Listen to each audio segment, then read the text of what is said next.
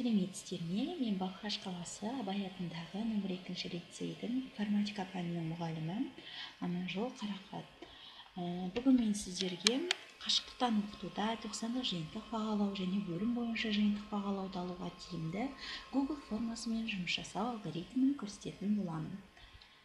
Google формасына кіру үшін бізге ең алдымен Gmail почтасы қажет болады. Біз Google формаға кіру үшін Google браузерін пайдаланамыз және осы жерде іздеу жолағына Google форма деп теріп жазамыз. Және бірінші тұрған Google формның батырмасын басамыз. Алдымызда мынандай терезе пайда болады. Открыть Google форму батырмасын басамыз. Бұл жерде біз жаңа форма құру үшін плюс таңбасын басамыз. Біздің алдымызда мынандай терезе пайда болады. Бұл жерде мына батырмада біз кері негізгі осы бетке қайтып оралатын боламыз. Мына жерде біз ТЖБ немесе БЖБ кезіндегі немесе қандай да бір сабақта тапсырма қою кезде бұл жерге тапсырмаларымызды енгізетін боламыз. Егер оқушы жауап берген кезде, оның жауабын ответы бөлімінен көре алатын боламыз. Мына жерде бізде настройка және негізгі бетті әрлеуге арналған батырма және кез келген құрған тапсырмаларымызды көруге арналған. Яғни оқушы қалай көреді, соны осы батырманы басу арқылы көруімізге болады. Кез келген сұрақты қосу үшін, қандай да бір тапсырманы қою үшін мына плюс батырмасын басатын боламыз. Қазір сіздермен өзімнің 5 сыныпқа арналған информатика пәнінен БЖБ-нің бірінші тапсырмасын енгізіп көретін боламыз. 4-ші тоқсандағы өтілген бөлім ол жобаны құру және таныстыру бойынша жиынтық бағалау тапсырмалары. Бұл жерде оқу мақсаттары көрсетіледі.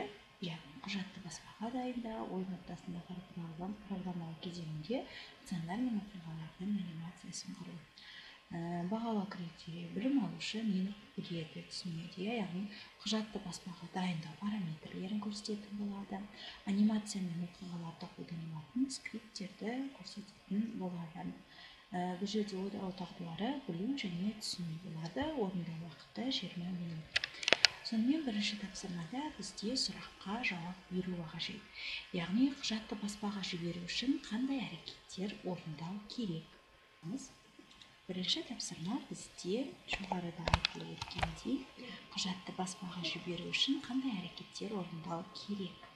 Яғни бала бұл жерде өзі жазады, қандай әрекеттер орындау керек екен, сондықтан текст абзац батырмасын басатын боламыз.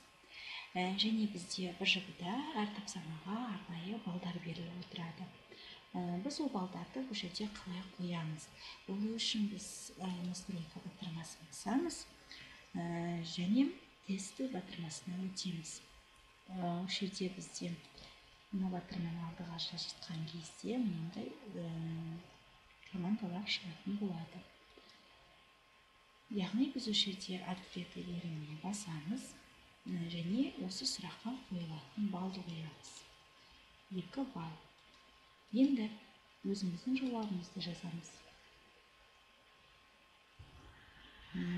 Печать батырмасын басамыз.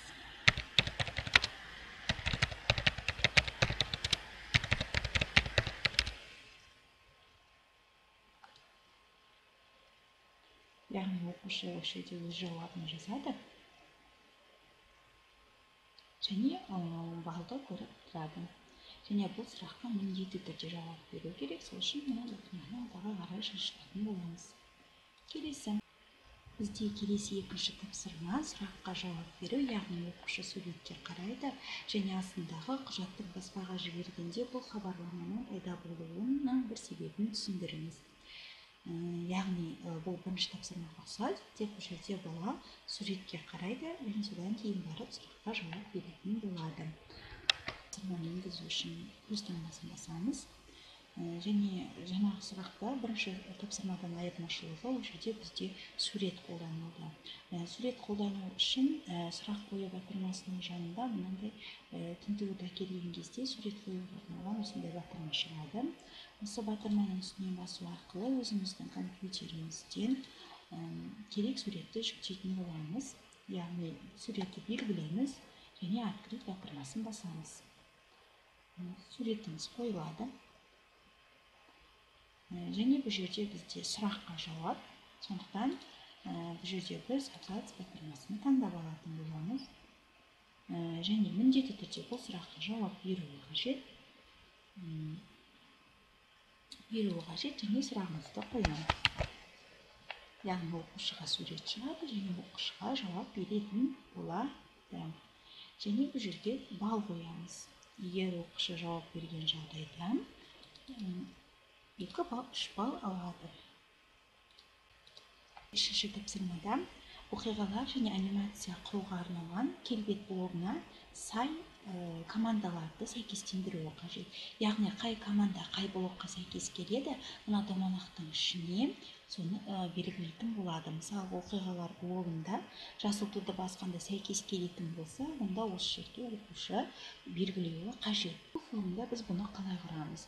Плюс таңбасын басамыз және сұрағымызды қоямыз.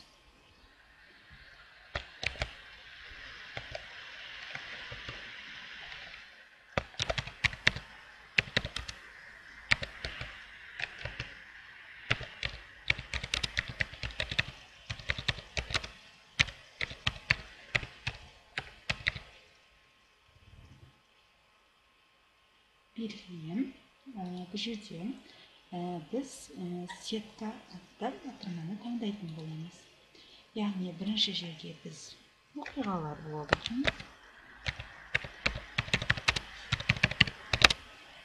екінші жерге келбет блогы.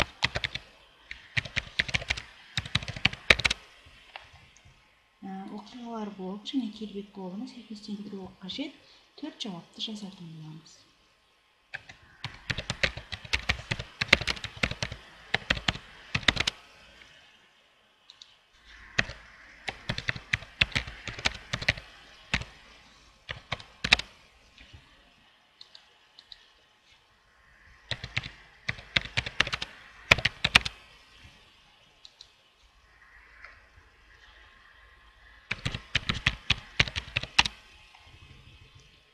Және бұл жерде берілетін балды белгілейміз. Яғни бұл жерде қайсы дұрыс? Оқиғаларға блогына жасыл туды басқанда және хабарлама жатады, ал келбет блогына келесі костюм және келесі фон жатады. Жалпы балды белгілейміз. Және бұл әрқашан жауап берілуі қажет. Енді өзіміздің құраған бір жерімізді көру үшін мына жердегі көз суреті көрсетілген батырмаға басамыз. Яғни біздің жасаған бір жерімізді оқушы алған кезінде осындай парақ шығатын болады. Енді біз бұны оқушыға қалай жібереміз? Ол үшін отправить батырмасын басамыз және мына жерде ссылканы перевод етіп аламыз. Яғни көшіру батырмасын басамыз. Және кез келген біз оқушылармен кері байланыс жасайтын программамызда немесе чаттарымызға жіберуімізге болады. Және де бізде әр пәнге байланысты сыныптар сандары көп болады. Осындайда біз өзіміздің құрған формамызды мынау файл батырмасын басып папка создать етуімізге болады. Әр сыныпқа арналған. Ол үшін мына жердегі плюс батырмасын басамыз. Мысалға, менде қазір 5-ші сыныпта. Яғни мен бұл жеріне жерге осы папканың ішіне қоятын болады. Переместить в эту папку. Батырмасын басамыз. Яғни біздің жаңа құрған формамыз осы папканың ішінде сақталатын болады. Ерте бөлімде бір баладан келді. Бұл жерде біз баланың көре алатын боламыз. Аты жөні, сыныбы, сұраққа жауабы алатын боламыз. Үшіншіден біз тексереміз, және ары қарай бағасын қоюға болады.